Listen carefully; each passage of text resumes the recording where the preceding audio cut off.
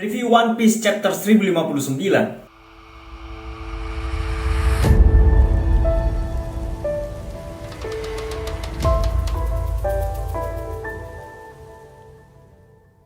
Nah, aku sengaja nih nggak ngampilin gambar-gambar gitu kan. Jadi supaya kita cerita-cerita aja nih sesama buddy di sini.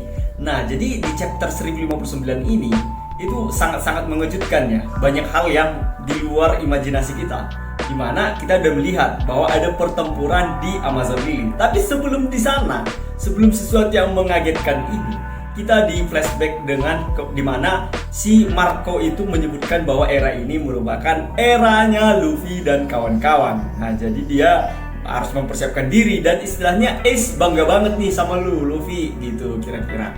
Nah, si Marco ini sendiri juga diajak sama Shanks untuk bergabung menjadi krunya dia.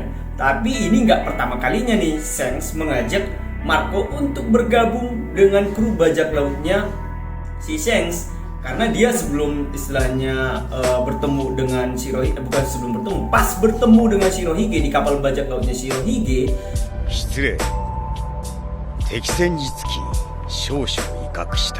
Dia juga secara terang-terangan nih ngajak Marco, yuk Marco gabung ke kru bajak laut.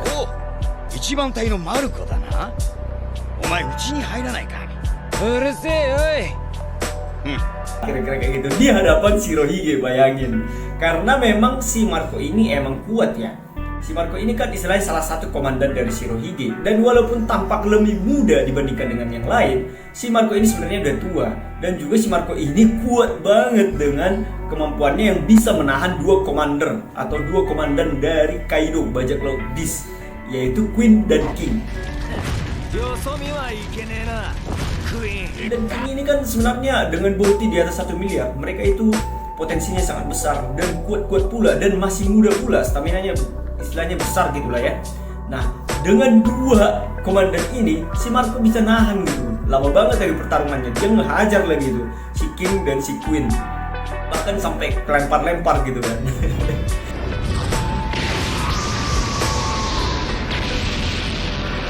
Si Marco ini juga memiliki kemampuan yang gak dimiliki oleh kemampuan karakter lain, yaitu healing factor. Artinya dia bisa meregenerasi luka-luka yang dia peroleh dalam pertempuran.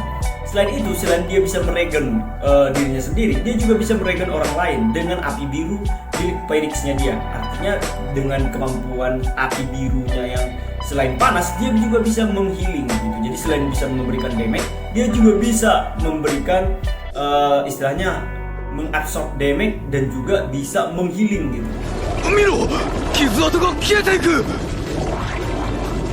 Waktu mengabsorb damage, kita lihat kan kalau misalkan kemampuannya dari Kizaru pada saat menembakkan laser-lasernya, si api biru ini bisa nahan gitu, bisa nyerap gitu si serangan dari si Kizaru. Nah, itu unik banget kan? Belum lagi kalau misalkan Marco ini salah satu yang ahli di bidang haki gitu. Nah, dia juga bisa memiliki kemampuan 3 haki itu, Kenbotsuko haki dan juga Housousuka haki dan juga haki yang satu lagi yaitu haki apa ya? Tiba-tiba lupa ini. Nah, itulah gitu. Jadi sebenarnya si Marco ini spesial banget. Belum lagi dia memiliki buah iblis mythical zone tipe Phoenix. Jadi aku melihat kalau misalkan tipikal Phoenix ini kan bisa, kalau aku tahu ya ceritanya, kalau Phoenix ini kan kalau mati dia bisa reborn lagi. Nah, jangan-jangan si Marco bisa reborn gitu kan. Nah, kembali ke cerita 1059. Nah, si Marco menolak nih. Jadi dia lebih memilih untuk menjaga harta dari Oyaji, yaitu pulau itu, pulau yang dia istilahnya lindungin gitu kan. Karena ada pihak-pihak oknum-oknum yang pengen ngancurin sisa-sisa kepemilikan dari Shirohige gitu. Jadi dia lebih memilih untuk tetap tinggal di pulau itu, tapi dia seakan-akan bilang kayak gini, ya aku nggak mau lah jadi pengasuhnya kalian para bajak laut itu gitu, kira-kira kayak gitu. Terus si Shanks bilang kan, wah aku nggak merepotkan kok, iya kan Backman kayak gitu sama si Backman. Nah, jadi istilahnya di sini kita udah melihat si Marco menolak dengan halus. Nah, si Yamato juga ternyata belum mau bergabung dengan kru bajak lautnya si Luffy, karena si Yamato berpikiran nih, aku menjaga aja deh dulu si Pulau Wano ini, karena kan kita lihat ada Green Bull yang kemarin tuh yang tipe hutan itu kalau nggak ada si Shanks atau yang Hakikot itu ya dia bakalan memperandakan nih si Wano ini. Nah jadi aku lindungin ini aja dulu gitu kira-kira. Tapi di sini terkesan pelin-pelan ya si Yamato. Awalnya dia pengen bergabung, terus tiba-tiba bilang nggak mau bergabung. Tapi si Luffy bilang ya udah kapanpun kau mau bergabung, bilang aja, kabari aja, kira-kira kayak gitu. Nah kita langsung masuk nih ke peristiwanya si Amazon Lily. Nah si buah Hancock ternyata diserang sama Marin. Nah si Marin ini kok berani banget gitu kan menyerang seorang Chichibukai yang ratu bajak laut pula gitu kan, si buah Hancock. Nah ternyata mereka memiliki senjata rahasia yang menyebabkan si pemerintah world government itu membubarkan Chichibukai, yaitu PX. Nah PX ini nggak kayak yang dulu gitu kan. Istilahnya PX yang dulu itu kan si Kuma itu kan istilahnya berbadan besar gitu kan. Terus ada tipe-tipenya PX berapa, PX0, PX9, PX berapa lah gitu kan, sesuai dengan level kekuatannya. Nah sekarang PX itu berbeda, wajahnya itu wajah anak-anak, dan anak-anak itu adalah wajah buah Hancock waktu masih anak-anak. Bayangin, berarti PX ini cantik kan, karena buah Hancock terkenal dengan yang paling cantik di One Piece. Nah dengan adanya PX ini si world government yang pada saat itu diwakilkan oleh Koby berani banget gitu untuk menghajar si Pulau Amazon Lily sampai gerbangnya kebuka gitu. Nah dan pertarungan ini juga melukai sisternya si buah Hancock. Bahkan kekuatannya itu luar biasa. Dia memiliki kemampuan Lunarian, rambut putih, sayap hitam, terus dia memegang pedang yang mirip dengan pedangnya si Mihawk. Dan itu nggak tahu itu karena pedang atau karena laser, aku nggak tahu, mudah-mudahan aku nggak salah. Itu langsung kebelah pulaunya gitu.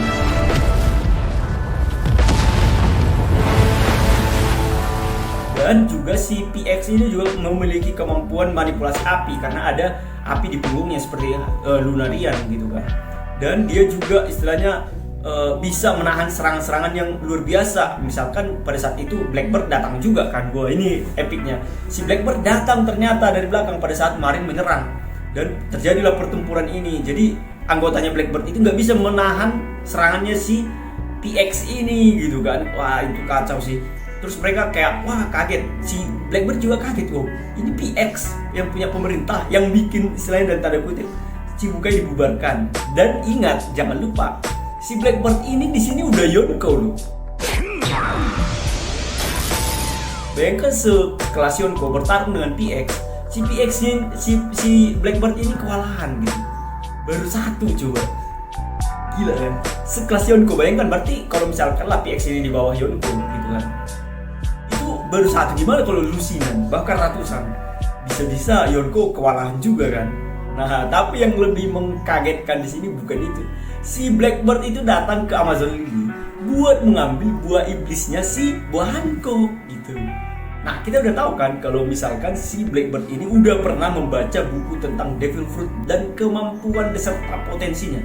Cuma ada dua yang disebutkan membaca buku ini, yaitu Sanji juga salah satunya membaca daftar Devil Fruit, dan juga si Blackbird ini.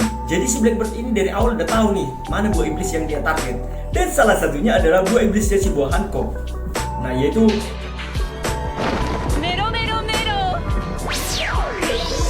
Mero Nomi yang membuat orang jadi batu gitu. Nah pertanyaannya kenapa?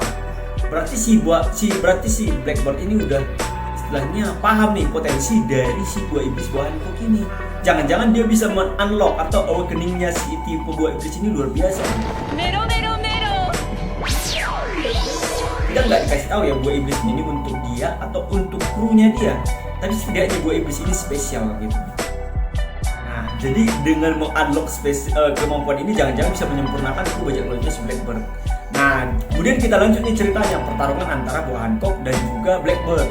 Nah semua anggotanya si Blackbird ini jadi batu semua. Istilahnya cuman ada yang ditampilkan situ cuman ada si Kurohige yang bisa bertahan dengan kemampuan itu. Dan si Kurohige itu mengakui lah si buah Hancock ini ya pantas aja kau disebut sebagai ratu bajak laut, dan pantas aja Marin pengen banget sama kekuatanmu ini karena memang merepotkan sekali gitu ya. Bahkan si Katrina Devon dan juga temannya siapa itu yang agak gemuk itu juga jadi batu gitu loh. Cuman ada Koby, Blackbird dan juga si buah Hancock, di mana buah Hancock itu udah mau dimatiin ya gara-gara tenaganya dinetralisir sama black hole-nya si Blackbird gitu. Nah jadi si Blackbird bilang gini, ya aku nggak percaya kau bakalan ngembalin teman-temanku kembali jadi manusia lagi. Jadi mending kubunuh aja kau gitu. Nah di sini udah situasi yang sangat sulit kan. Walaupun si Buah Hancock berjanji akan mengembalikan, tapi si Blackbird nggak percaya. Akhirnya pada saat mau dibunuh, datanglah Raja Kegelapan, yaitu Silver Rayleigh. Nah Silver Rayleigh ini reputasinya udah luar biasa ya. Dia adalah salah satu yang paling kuat dan tangan kanan dari Raja Bajak Laut Roger. Nah dengan reputasi yang kuat ini, dengan reputasi yang luar biasa ini, si Blackbird takut dong. Jadi dia takut lah sama si Silver Rayleigh gitu kan. Istilahnya wakil Raja Bajak Laut gitu. Nah jadi si Blackbird ini pun ya istilahnya si Rayleigh ini nggak bodoh. Dia negosiasi. Dia mikir kayak aku jadi saksi lah nih kalau si Buah Hancock akan mengembalikan semuanya jadi normal. Tapi pulanglah kalian dengan damai. Gak usah ada pertempuran, gak ada korban. Kira-kira kayak gitu. Si Blackbird ini kan mau nggak mau ya dia istilahnya memetakan. Si Blackbird ini sebenarnya cerdas ya. Dia mau memetakan kekuatan juga. Mungkin itu keputusan lebih baik sih, ada saksi gitu kan. Nah jadi bisa dipegang juga ya wakil Raja Bajak Laut gitu kan. Masa omongannya nggak bisa dipegang gitu kan. Akhirnya dia lepaskan lah si Buah Hancock dan sepertinya nggak diambil jadi kekuatan ini. Jadi baliklah si Blackbird dan membawa si Kobe, bayangin dibawa si Kobe. Buat apa coba sebenarnya si Kobe dibawa kan? Nah tapi mungkin ada agenda lain nih. Kenapa si Blackbird membawa dia? Kan bisa aja dia balik gitu kan. Ini kenapa dibawa si Kobe gitu.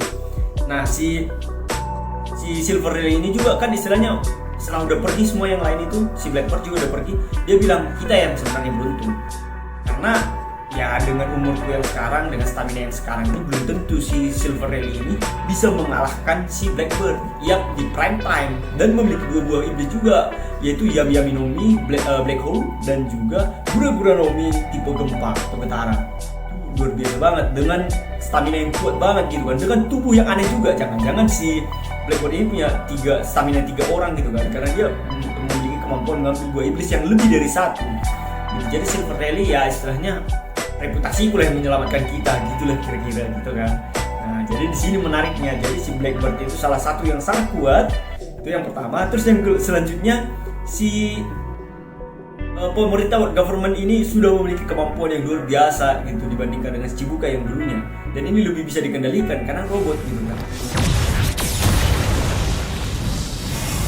yang bisa menghadapi sekelas Yonko. Gimana menurut kalian? Itu dulu kali ini, stay bold dan bye bye.